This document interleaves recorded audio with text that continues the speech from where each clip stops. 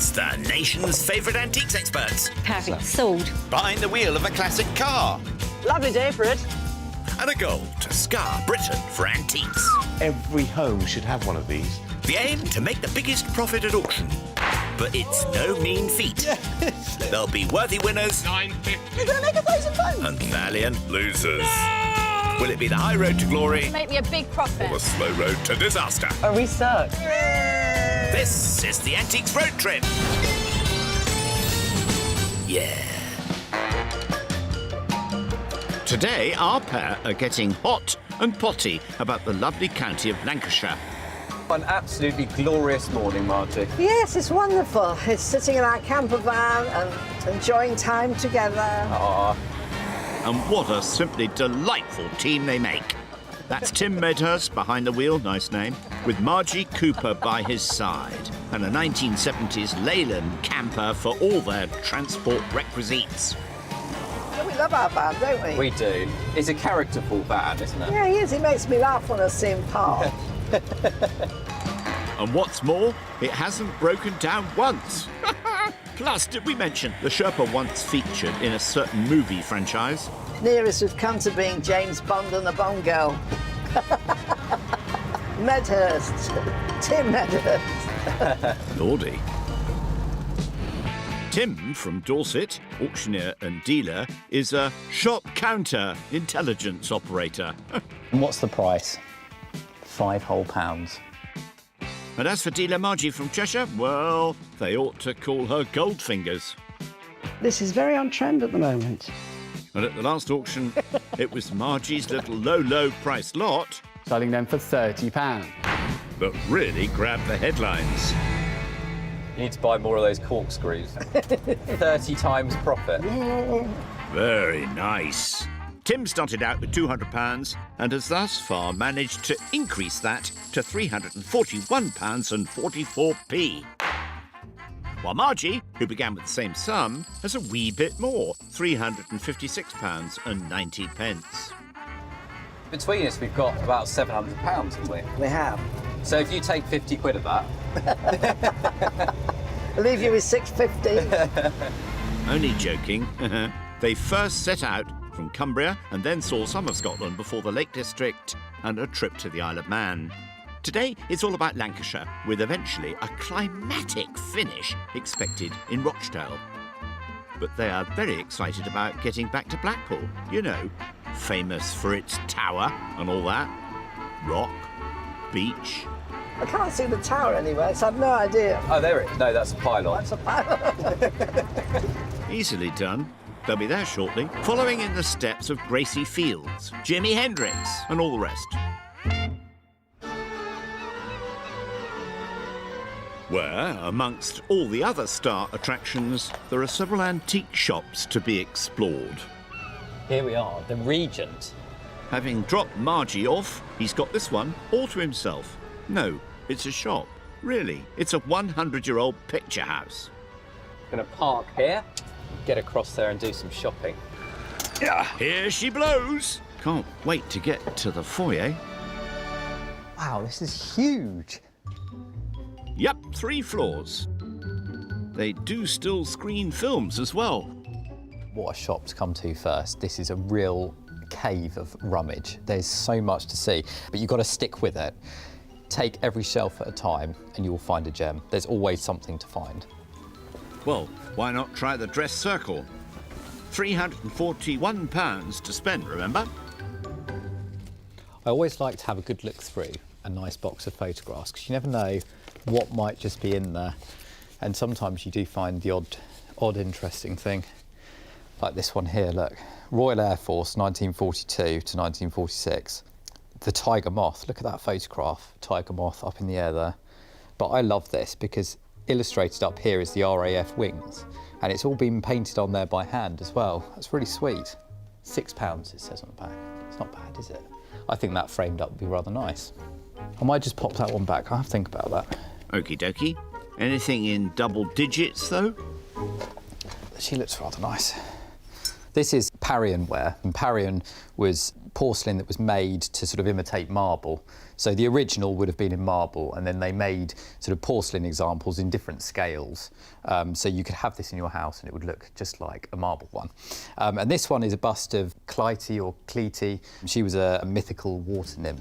As opposed to a real water nymph, of course. She's absolutely beautiful, isn't she? Look at that. This would have been made in, I'd say, around the 1880s, that sort of time.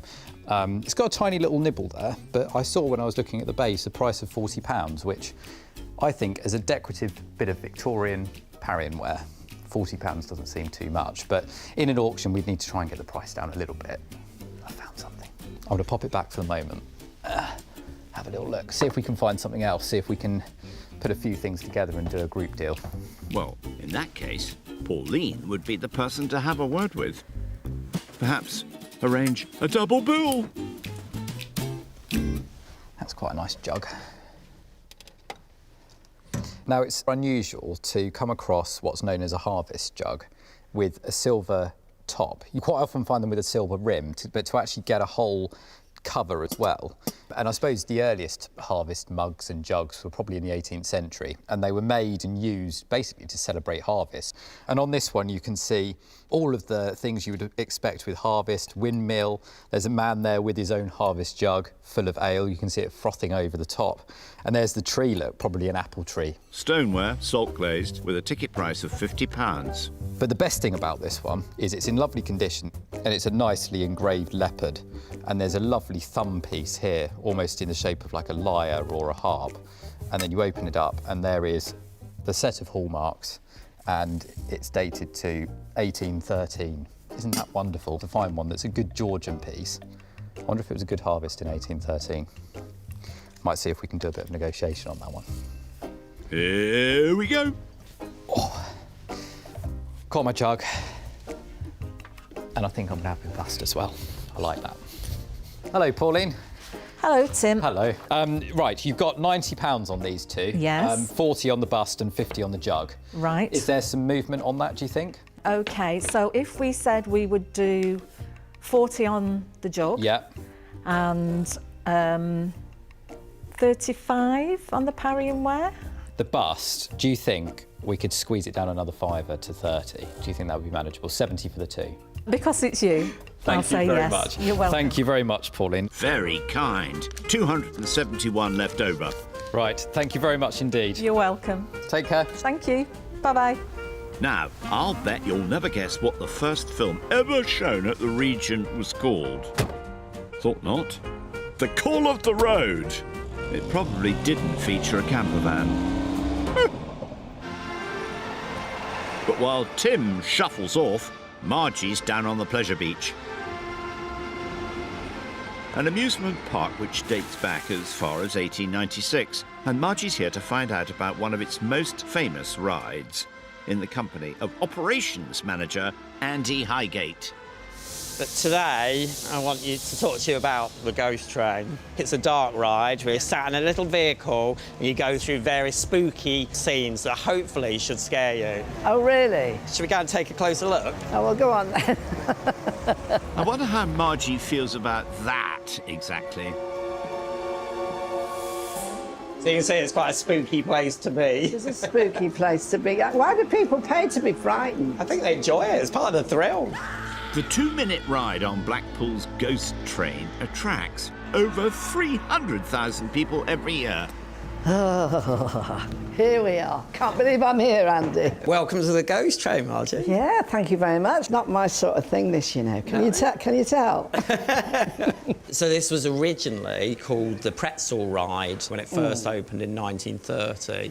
And this was an idea that was brought over from America. So a pretzel ride actually refers to the shape of the track, and it was a dark ride on one level originally from Coney Island outside New York, and pretzels didn't really mean anything to the UK audience like it did in America at that time. So Leonard Thompson, who was the park owner, had seen a play called The Ghost Train, and that was about people being stuck on a train in the dark and being scared. And so the name was changed initially with not a lot else. So it was just originally a train going through a dark tunnel? That's correct, yeah.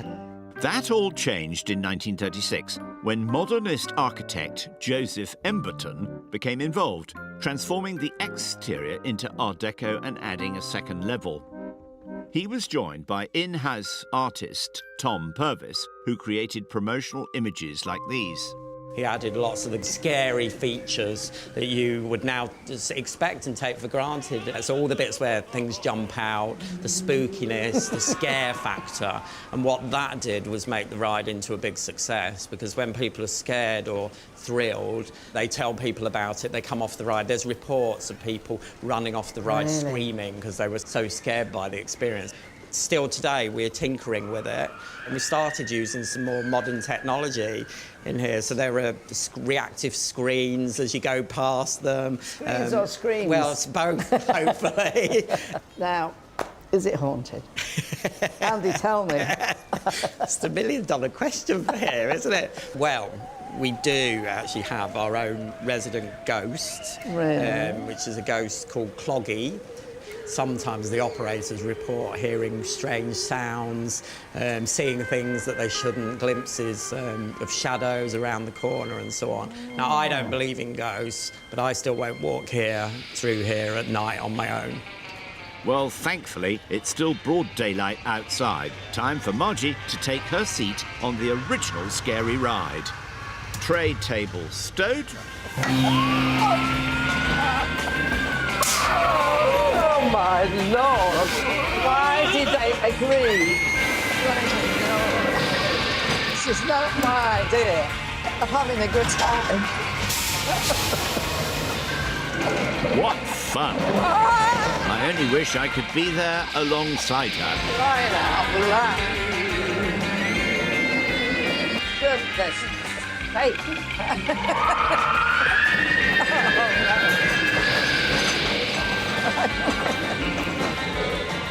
Don't ask me to do it again, please. Do we think she liked it? But while Margie's been scaring herself silly, Tim's headed out along the Lancashire lanes. When you start your trip with somebody that you've never met before, you do wonder, what it's going to be like. But I think we've got a good bond together. We've had a great time so far, and I hope she's not bored of me yet. I think he might be missing his Margie. Let's hope he snaps out of it in Lytham St Anne's, once the home of cheeky British film star George Formby. Oh, here we are. Antiques parking here. And now, the place to find Verdi Antiques. Liking the look of that shop. Named, presumably, after the great Italian opera maestro. Tim's got £271 to spend in here. So, toy, toy, toy. That's so sweet. Look at that little stall. I think the painting on it is all original to around, say, the 1920s. The stall might be slightly earlier, but look at that little scene on top there. Margaret and a little pooch. I really, really like it. It has got some wear and tear look on the paint, but I would imagine this was probably a gift to a Margaret. Maybe, say, 10th birthday. Wouldn't that be wonderful? He's got such a vivid imagination. I think that would appeal in an auction because it's a usable, nice stall, but it's also got the charm factor, hasn't it? And at £38, seems rather reasonable, but maybe one to think about. I do like that, though. No deal just yet. Meanwhile, Margie's also now arrived in Lytham. Not just for enjoying the fresh air, though, but hot to shop at Lytham Antiques and Reclamation, where Jean's in charge. Hello. Hi there, how are you? I'm very well. What wonderful surroundings. Thank you. Margie, of course, still has a mighty £356 available. God, look at the size of that. I can hardly be. That is so heavy. God, it weighs a ton. Oh, gosh. Quite like it, though. If you clean that up and put it in your kitchen, it'd be a bit of fun, wouldn't it? Practical, too. No spanners this time, though. Pull along donkey, perhaps? Where are we? It's quite a good one. A kid's push-along. 1950s. Actually, I've never seen a donkey before. They're always dogs, aren't they? Shall I buy this? If he's quite reasonable, and he's got his label, which is really good. The Triang Maker, 1950, such a famous child's toy maker. Founded by the Lines family. What do 3 lines make? A triangle. He's even got Triang on his little saddle cloth. I'm going to ask the price because he's made out of some kind of rubbery composition, which means he's stood the test of time, unlike one that would be plush, you know. If he's cheap, I'm going to buy you. She always says that. Tim, of course, already has his eye on the little stool. And David's the hard-working proprietor here, writing his memoirs. That's a really, really nice barrel, that. Look at it, lovely decoration. Now, I would say that dates to the second half of the 19th century. It's an old tobacco jar, and obviously we know now smoking, not healthy, is quite unfashionable. But it leaves quite an interesting piece of social history. On the top here, the lid, you've got this very old school 19th century pipe with almost like lustre decoration to it. And then further down, the best bit about it, it's got somebody's name on here, and that would be the gentleman that would have owned it. And another good thing about it is it's in wonderful condition for its age. We're talking over 150 years old, and it's in one piece. So £43, that's pretty good, I think. So let's see what else is here. It's another tobacco jar. That one's lovely as well. This reminds me of Minton Maiolica. Or George Jones, another Staffordshire maker. And round here you've got the word tobacco, goes all the way round. And then again you've got another removable lid with crossed pipes up here. And these are in the style of 18th century pipes. I'd say this one's probably nearer the 1850. And the other side here you've got holes where you would have put your pipes. Now it's priced at £48.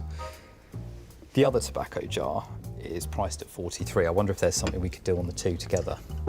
Not forgetting the wee stool. Time to talk figures. David. Hi, Tim. Hiya. Is there something you can do on the 2 tobacco boxes and you've got a little child's stool? I'm sure we can come to some deal, Tim. It comes to 130 for the 3 items, as about a straight ton. We'll do 100 for the 3. I hate to squeeze you more, David, but I'd love to pay £30 each. Is that possible? I tell you what, if you can meet me halfway, we'll do 95. 95. It's a deal, David. Yeah? Thank you. Nicely done. And while he heads to the beach with 176 in his wallet, Margie's got her donkey standing by. And she's now discovered something a bit closer to her heart. I've bought these before, and I always do quite well. Little Chinese silver ornaments, really. Probably about 1930s, but these are really quite nice, and people like them and collect them. Aren't they cute? So, he's quite good, isn't he, with this sedan chair? I think he's a definite. That's quite a nice one, isn't it? Bit strange, he's got a dog pulling his cart. That's why they call it a dog cart. And each one will probably sell at auction for about £45, with a bit of luck. So I need to be buying them for about £20. Because sometimes you put 2 things together, doesn't always mean you're going to get double the price. The voice of experience. Over to Jean. Right, Jean. Hi. Jean, I've had a jolly good old look round. I've seen the donkey on the Triang donkey. You can have that. Today's price, 20 quid. Done. Good. Right. And I've also seen those little Chinese silver ornaments, which I quite like. Cute, aren't they? They are cute. OK. So it's either 1 or 2. Depends on you. Right. No okay. pressure. If you have them together, I'll do them for £20 a piece, which is a absolute It is. bargain. Done. I'll Good. have the pair. Good. £60. That's the one. Thanks, Jean. Quick, before he changes his mind. Bye-bye. Bye now. Come on, coming with me. With 296 left over. Time for our pair to press on to Preston. Who writes this stuff? It was all right going to Blackpool because we were following the tower. You but do, yeah. What do you follow to Preston? Well, the signs, I think. Nighty-night.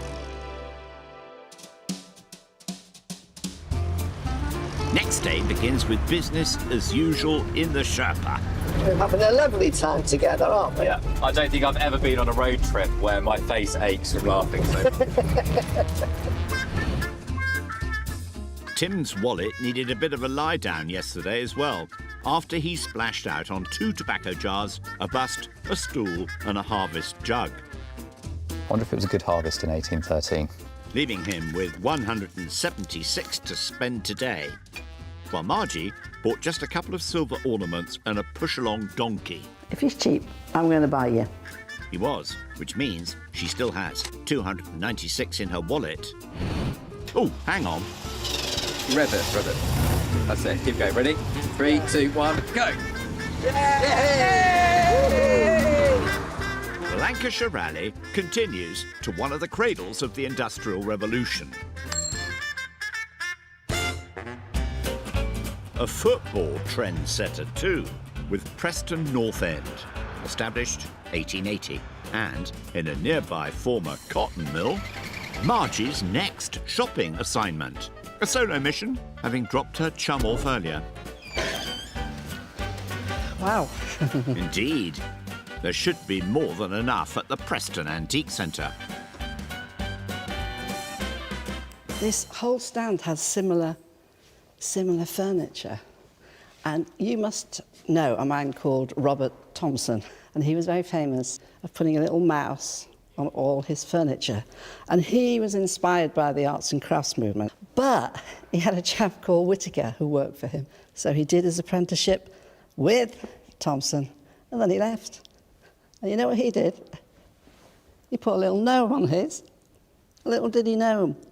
So he's known as the Gnome Man. So everybody knows the Mouse Man, but not many people know about him. But I mean, this is probably worth about £3,000. Personally, if it had been me carving a gnome, I think I would have done a slightly larger one. And, speaking of miniatures... There's so much to see here. But I just come across this little fella. There's a nutcracker, cast iron. Normally, you see them, they are smaller. This is a big one. So maybe it's been in a country house or something like that. It's rather nicely patented there, so you can actually date it. But it's really late Victorian, about 1890, 1900. It's not terribly dear, it's £35. So I'm just wondering if there's a bit of mileage in it. I'm going to carry on looking, but keep him in the back of my mind. He is a cracker. Sue will be the person to parley with. Hi, Sue. Just looking for a little bit of something that's just going to make a profit. Well, that's unusual, isn't it? That's a little brass candlestick. But what makes it stand out from other boring brass candlesticks is that you've got this lovely decoration on the bottom, this agate, sort of semi-precious stone. It's a lovely stone agate, isn't it? Given that name by the ancient Greek philosopher Theophratus. It could be Scottish. I wonder if that could just sell on its own. The age-old question. It's 55, which is too dear. If I could buy that a bit cheaper. I think that's very attractive. Yeah, I'm going to take that down and see if maybe we can do a deal. Gird your loins, girls. Impossible. Hi, Sue. Hi. I've been pottering around and I've found these two items, which total £90. Well, let's say I can do 40 on the candlestick. That's Yeah. the best on that. So 75, you're saying?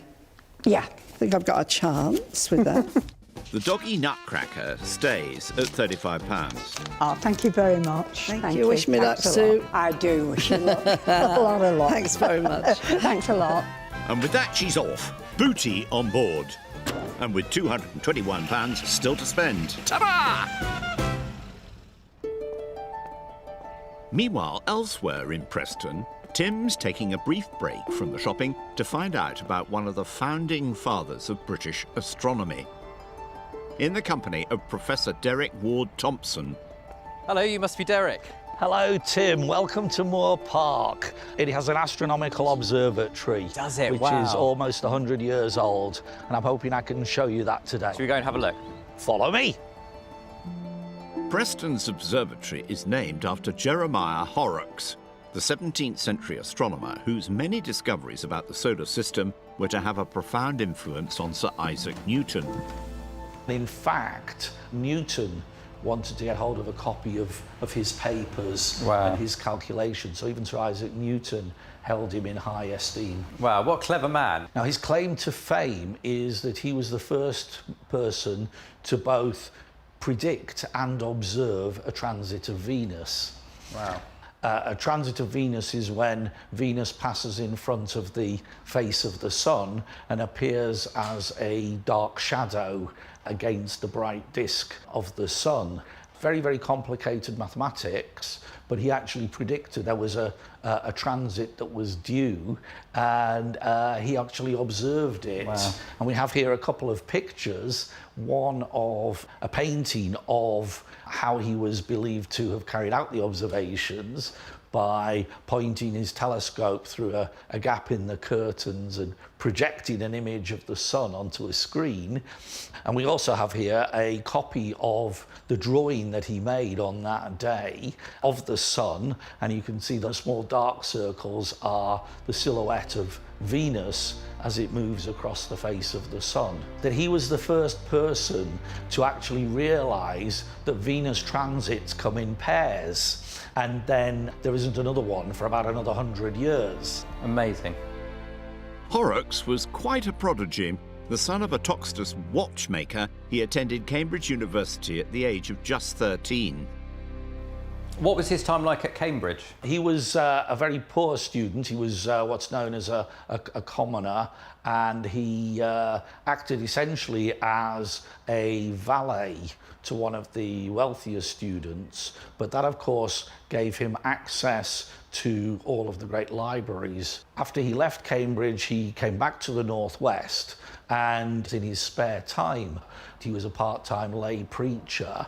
And part of the reason why he didn't get a chance to observe the transit earlier was he was actually helping out at Evensong at the local church. Wow. It was a Sunday. The only other astronomer to observe that event in 1639 was William Crabtree, another Lancashire man whom Horrocks corresponded with. It was his calculations which allowed Horrocks to estimate the size of Venus and the distance between the Earth and the Sun. The next transit won't be until the year 2117, but the good news for Tim is he's going to get a close-up look at some sunspots instead with amateur astronomer Graham McLaughlin. The safest way to observe the sun is what we're doing here with white light and projecting the solar image onto the projection screen, and we'll be able to see the sunspots. So the magnetic storms, because they're cooler, they appear black. You see there you've got a row of sunspots. Yes, yeah. Just to give you an idea of size, those spots, each individual one of those is probably about maybe even bigger than the Earth. Oh, it's so exciting. It's just incredible. Yeah, so you're seeing it how Jeremiah Horrocks would have seen it almost 400 years ago. Amazing. Such an influential figure. And now, what about Planet Margie and what's on her to-do list? I'm on my way to my last shop. I'm meeting up with Tim. I think we like each other a lot, so I think we're hiding the rivalry just a tad. Well, I don't care if you win. Well, I don't care if you win. Of course we flipping do. You got to be in it to win, haven't you? That's the spirit. I'm sure that Tim feels much the same. The next test of their antiquing shops is in Chorley, noted for its very tasty cakes. And there's our camper now. You can tell by the squeaky brakes. This is Bygone Times, a huge former textile mill. Margie has £221 still in hand. Could do with one of those flags so that I don't get lost. Exactly. I'm not 100% sure. Now, I think that this is a leather horse that was from Liberties, because there was a Yugoslavian chap who came to England and he was called Omersa, and he made suitcases for Liberties. And with the leftover bits, he started to make animals, and I think that's one of them. And the name Omersa would be on its ears, but there's one problem. Have you noticed? His ears have gone. But there's no mention of the fact that it could be from Liberties. and it's gone from 45 right down to £28. So I think it might be worth having a little go at it. Not the biggest risk ever taken. So let's put it back and I'll have a think. Ah, look who's here. Margie, she's here already again. She'll have all the bargains. Margie! Tim's got £176 to spend with Jackie, the woman to do business with. That's quite interesting. It's sort of made like an enamelled sign. It's enamelled, but I wonder if it was sort of like a splashback over a sink, something like that. Certainly got good age, probably 1930, something like that. And what I do like is that you can see the echoing of potentially Victorian tiles on it. That design in the middle looks like a, you know, something like a Minton pottery tile. I think that's quite nice. And I quite like the red and white as well, and it actually would fit into a modern home. It's priced at £48.50, which, as enamel's advertising signs go, is pretty cheap. But is somebody going to buy that because it's not purely advertising? There's an awful lot of pondering going on in here. I think it's a good decorator's piece. And it's in nice nick as well. One to think on. Meanwhile, Margie's definitely having that horse. Jackie, this is my last buy. I'm not sure I'm doing the right thing. It's cheap and cheerful. It's £28. I'm not going to argue. Look, the money's in my little hot hand. £193 left over. So thank you very much indeed. You're very welcome. Yeah, enjoyed my visit. Thank you. Bye. Whoa, careful with the traffic. Margie, where are you? Oh, this is uncomfortable. Margie, Oh, going no further. come on. I've got my sign. Back off. Come on, get out of my way. What? Hey, excuse me. I am a lollipop lady, and you should do what I say. My bottom hurts. All right, we'll have it your way then. Bye, Margie. See you.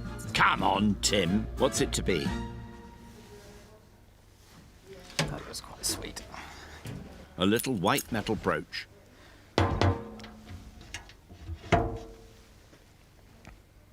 When you're looking in a cabinet full of things, sometimes the smallest thing can grab your attention. And isn't this little owl brooch absolutely charming? It's a little owl sitting in what I'd imagine is sort of the moon, and it looks to me like it might be silver. It's unmarked, and the owl looks like it's gold-plated as well, with little green eyes. Date-wise, I would say it's probably early 20th century, so Edwardian period. What's so mind-boggling sometimes is that you can get an antique centre that is as vast as this. I mean, it's basically the size of an aeroplane hangar, full of stuff and cabinets, and it's the tiniest thing that you find that you end up buying. And I'm absolutely taken with this brooch. And at £15, it seems rather reasonable to me, so I'm just going to go and buy it. We're almost done. Hello, Jackie. Hello. Hello. I have been looking through your many, many cabinets and found this rather pretty owl brooch. Okay. And it's priced at £15, so I'm going to give you the money. Lovely. £161 left over. Thank you very much. Thank you. Hope you enjoy it. Thank you. Bye. Bye-bye. I think that may well depend on the auction. Okay. More shopping done, Margie. Yeah. Are you happy? Am I ever happy? Bye-bye, Chorley. Onwards and upwards. The auction comes next. Margie, that was our second to last buying trip. Penultimate is the word. Oh, sorry. I don't really want this trip to end, you know. Oh. Well, if you win, I'll shake your hands. I'll tell you now. And if you win, then I'll delete your number off my phone. Time for some shut-eye. It's auction viewing day at Grade 1 listed Turton Tower, a manor house from the late Middle Ages. Nice gables and a lovely late 70s camper van. Well, here we are, Margie. Hey, look at there. Wow. Do you like my house? I wanted you to see my new house. Welcome to my new abode. He wishes. Thank you, chauffeur. After rummaging all over Lancashire, our experts have arrived on the Greater Manchester border at Turton, while their purchases have been dispatched towards M.W. Darwin & Sons of Bedale, North Yorkshire. Selling in the room and on the phone. Auctioneer Michael Darwin is in charge. Margie parted with £163 for her 5 auction lots. The little silver sedan chair and cart, unusual thing, it's in good condition, been a bit of interest. I think it might surprise us. Tim spent £180 for his 5 lots. The little oak stool with a terrier on it and the name Margaret, it's a lovely little thing. There's been a few people looking at it, but we need someone called Margaret with a terrier to buy it. Crikey. I see his point. Well, here we are, Margie. Here we are. What a setting, isn't this lovely? I'm going to sit over here. Peace and calm of a garden. How lovely. Right, are we off? Should we just go for it? Should we go for it? OK, come Right, on, here we Margie. go. Tablets at the ready. Starting with the aforementioned wee stool. We just need Maggies and doggies, eh? So this is my little Margie stool. Well, it's Margaret. But I bought it thinking of you, Margie. Oh. £20 for a good little stool. Tenner. Oh, come on. £10 the stool. £10 bid, 12 anywhere. At £10 only bid. At £10 only bid, 12. Are you bidding? 12, 15, 18. You won't see one still called Margaret again. He's right. £15. I'm selling them at 15, all done at 15. Whoops. Time for some positive thinking, eh? Look, we're in a lovely garden. Let's not get worried. Let's not be downhearted. Oh, dear. Margie's turn. Her little leather horse. Now then, this was a spec buy. Well, good luck. Let's see if it gallops away. £30 for it. £30, £20 the prancing horse. £20, tenner. Oh, no. £10 bid, 12 anywhere. Margie. At £10 only bid. At £10 only bid, 12, 15, 18. There's some traction. 22. At £20 bid, 2 anywhere. I'm selling them at 20, you order at 20. More brave faces, everyone. Well, that's a cracking start. Hasn't even left the starting block. It's not left the gates. Water nymphs next. Tim's busty buy. Beautifully modelled, isn't it? Very nice. Nice quality. How much that one? £30 for it. Good quality thing. £30, £20. Oh, for goodness sake. Tenner. Oh, for goodness. £10. £10 bid, 12 bid, 15, 18, 22, 25. At £25 bid, 8 anywhere. I'm selling them at 25, all done. Well, it's the least worst loss yet. Oh, £25, Margie. Isn't it good that we're in this lovely garden? That's the idea. Candlestick time now, with added agate. Oh, hello. You come Somebody to watch the likes auction? it. Come here. If you come Oh, we've got what a do you think dog. of this? Do you think Margie's going to lose money? £20 for it. £20. Bargain. £10 bid, 12 anywhere. 12 bid, 15, 18, 22, Oh. 25. At 22, Here we go. you, 5 It anywhere. started. At £22 bid, 5 And it anywhere. stopped. At £22 bid, 5 anywhere. Going at 22. Well, at least they're in this one together. That was an absolute bargain. £22. Tim's little owl brooch now. Surely a profit beckons. Would £30 been too much? I think that's probably what you'll get for it. Paid 15. So it was cheap, wasn't You it? led me into that, didn't you? £20. £20 bid. Anywhere. Straight in At profit. £20 only bid. 22 bid. 25. At 22. That's cheap at 22. I'm selling at 22. You made a profit. Bids on the phone. 22. You're all out. The tide has turned. It'll be easy street from now on. Look at that, Margie. A little profit for my brooch. Hey, I'm very pleased for you. Thank you. Margie's silver ornaments should surely also do well. And they fit into that novelty market, which is so popular, isn't it? Yeah. A £40 bid. 2 anywhere. At £40 Well done, Margie. only bid. At £40 bid. 42. 45. Oh, it's going on. 45 with me. 8 anywhere. 48. £50 bid. At £50 with me. 2 Well anywhere. done, Margie. I'm selling them at 50. You all done at 50. Now, they both have a profit to be proud of. £10 is £10. Wouldn't leave a £10 note on the floor, would you, Margie? Very true. Tim's Victorian jars are next. What do we think? I've never seen one before, so I thought it was worth a punt. Yeah. So put that in your pipe and smoke it. How much for them? £30 for them. £30 the tobacco jars. £20. £20 bid. 2 anywhere. 22 bid. 5 anywhere. At 25. 28. 30. 2. 35. 38. There's two of them. That's less than £20 each. I'm selling then at 38. You all done at 38. It's not really been his day, has it?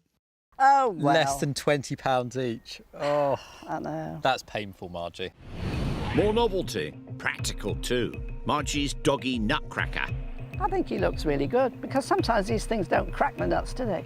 He looks as though he's going to crack nuts big time.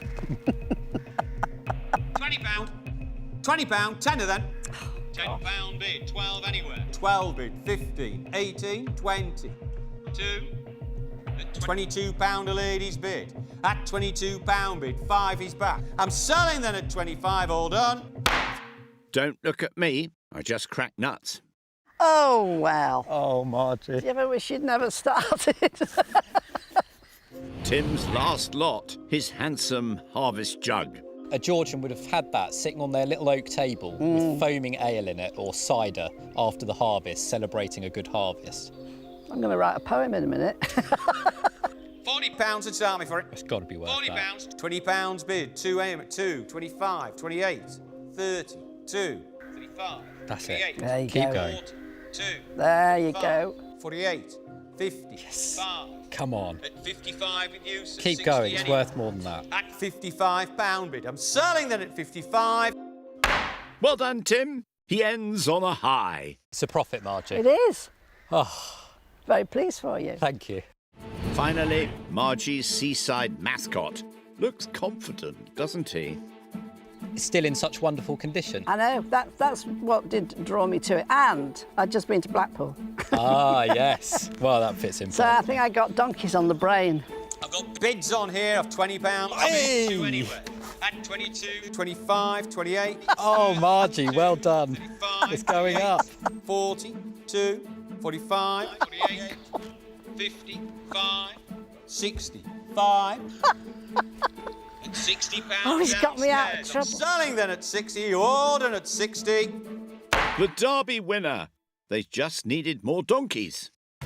I knew it was the right thing to do. To buy Well that done. donkey. Go with your gut. Go with what you love, and that is donkeys. Quite.